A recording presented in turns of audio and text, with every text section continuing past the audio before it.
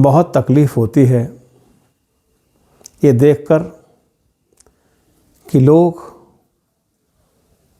Social media पर बहुत सारी जानकारियाँ, जिनमें से अधिकांश जानकारियाँ गलत होती हैं, अधूरी होती हैं, उनमें फंसकर, उनमें धन खर्च करके, उनमें हर प्रकार से शोषण का शिकार होकर परेशान हैं, उन्हें हल नहीं मिल पा रहे। बहुत बार मेरे पास फ़ोन आते हैं जिनमें बहुत सारी समस्याएं होती हैं, खासकर ऐसी समस्याएं जिनमें व्यक्ति अपने परिवार की समस्याएं, नौकरी की समस्याएं, रोजगार की समस्याएं, विवाह की समस्याएं, प्रेम की समस्याएं, ऐसी बहुत सारी समस्याएं हैं जिनको लेकर के वे निरंतर पीड़ित हो रहे हैं।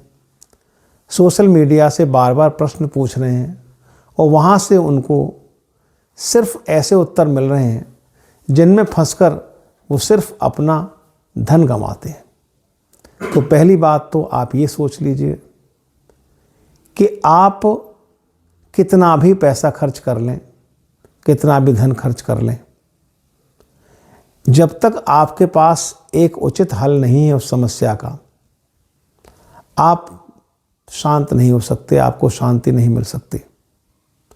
आप जीवन कुछ और जीना चाहते हैं, जीवन कुछ और जी रहे हैं, मांग कुछ और रहे हैं, अंदर आपके कुछ और चल रहा है, आपके भीतर का संतुलन बिगड़ गया है।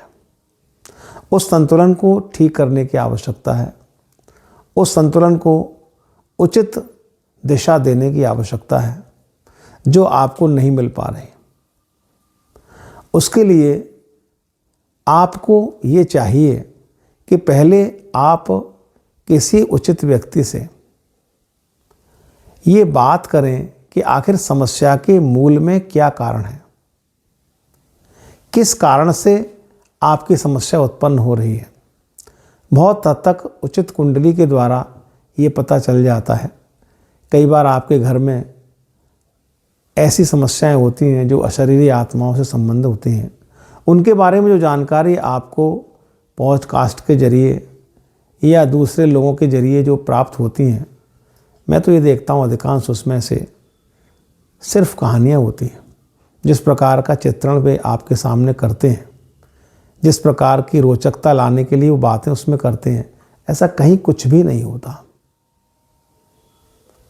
जो होता है उससे उनको वास्तव में उनका भी अनुभव नहीं है जो वो बोल रहे हैं, क्योंकि जिसका अनुभव होता है वो इतना रुचि लेकर के उस चीज़ को बोलता नहीं है।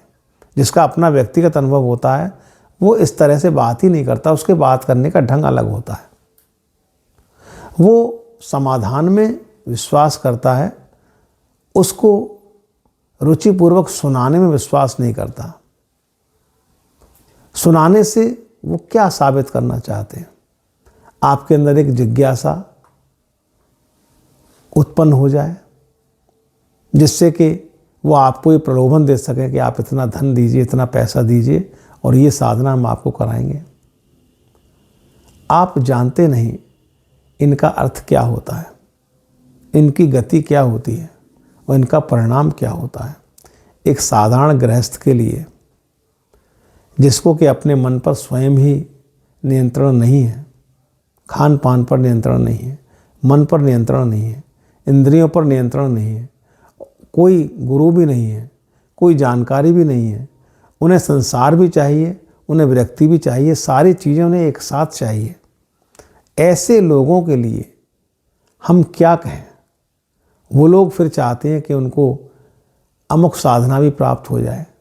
क्या साधना कोई जादू है, कोई मजाक है जिसे आप करना चाहते हैं, जिसे आप मुट्ठी खोलते ही और लोगों के सामने रख देना चाहते हैं कि देखिए हमने ये कर दिया और ये उत्पन्न हो गया? ऐसा कुछ भी नहीं होता। इनका एक बहुत गहरा विज्ञान होता है। ये चीज़ें बहुत गहरे अवचेतन मन से भी जुड़ी होती हैं।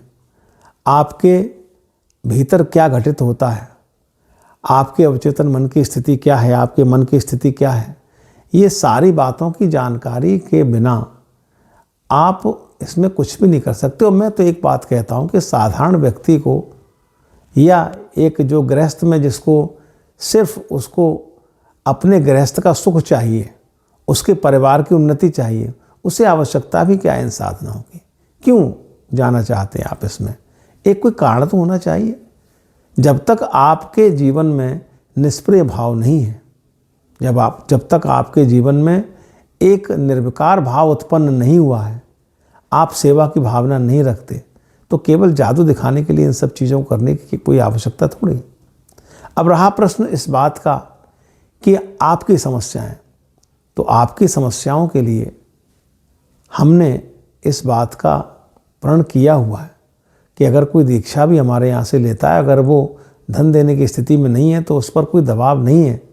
दीक्षा के लिए मैं मानता हूँ कि दक्षिणा का होना आवश्यक है, लेकिन वो आवश्यक नहीं कि दक्षिणा आप कितनी देंगे, क्या दक्षिणा देंगे, ये तो हम तय करेंगे, हम निर्धारित करेंगे। आपकी दक्षिणा देने की स्थिति है या नहीं है, वो हम तय करेंगे इस बात को। नहीं है तो भी अगर आपके अंदर भाव है तो वो चीज़ आपको प्राप्त होगी। तो पहली बात तो ये है कि नाम जप के द्वारा एक इष्ट का निर्धारण मनुष्य के अंदर स्वतः होता है, उसके भीतर घटित होता जाता है। जैसे आपका जन्म होता है, आपका इष्ट आपके अंदर घटित हो जाता है। सिर्फ उसको तलाशने की ज़रूरत है, सिर्फ उसको जानने की ज़रूरत है। और कई बार किसी योग्य व्यक्ति के द्वारा वो बता भी दिया जाता है कि आप यहाँ इस तरह की आराधना करें। हालांकि बातें सब वही हैं, एक सी हैं, किसी भी इष्ट की आराधना करें, लेकिन ये आपकी रुचि पर निर्भर करता है, कि आपके रुझान पर निर्भर करता है कि आपका ध्यान किस इष्ट के लिए और ज़्यादा आकृष्ट है।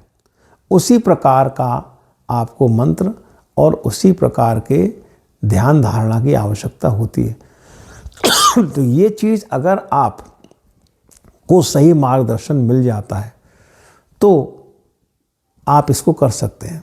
दूसरी बात, कई बार ग्रहजनित पीड़ाएं अत्यंत पीड़ित करती हैं, व्यथित करती हैं मनुष्य को। अगर आपकी कुंडली में राहु और शनि की युति है या इनकी दृष्टि जिन ग्रहों पर भी पड़ती है उसको दूषित कर देते हैं। इन ग्रहों की ये खूबी है, इनकी ये विशेषता है कि ये जिस भी घर पर, जिस यानी ग्रह के घर पर इनकी दृष्टि पड़ेगी उसे दूषित कर देंगे, उसे खंडित कर देंगे, और उसके प्रभाव में वो चीज़ फिर आपको अलग प्रकार की दिखाई देगी। अगर जैसे आपकी आँखों पर हरे रंग का चश्मा लगा है तो आपको सफ़ेद चीज़ें दिखाई नहीं देंगी, रंग कुछ से कुछ दिखाई देंगे। इसी प्रकार इनका भी होता है। अगर इनकी दृष्टि आपके जिस भी घर पर है कुंडली में, तो निश्चित रूप से उसका रंग बदल जाएगा, उसका परिणाम बदल जाएगा।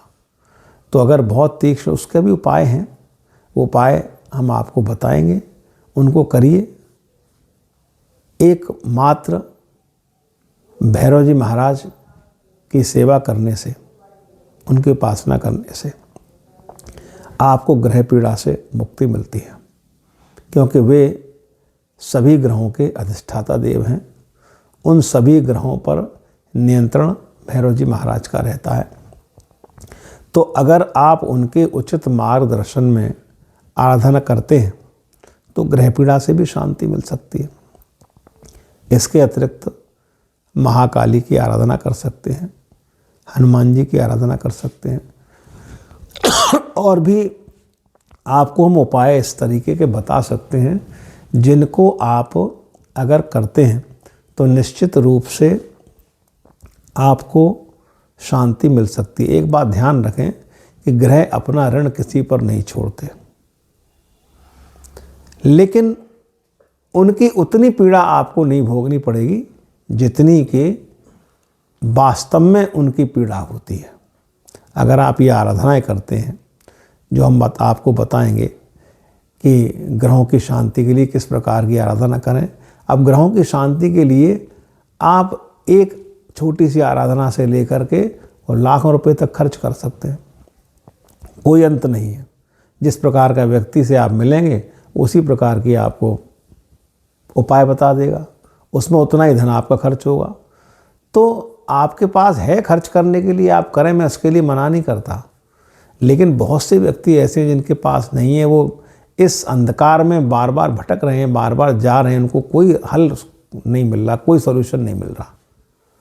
तो उसके लिए आप उनकी आराधना करें और उससे आपको ग्रह पीड़ा से शांति मिलती है। ग्रहों का दोष तो जो होना है वो तो होता ही है, वो तो निश्चित रूप से होता है।